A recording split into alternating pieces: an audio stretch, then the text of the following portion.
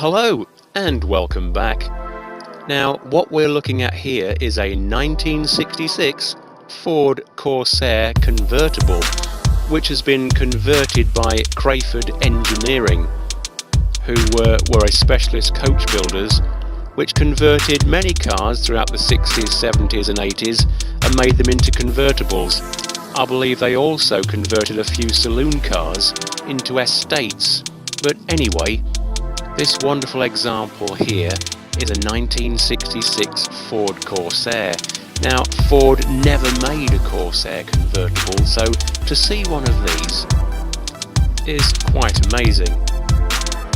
Now, this car looks like it's in excellent condition. Lovely red leather seats, and this particular car is automatic. It's the deluxe version and has the 1662cc V4 engine in.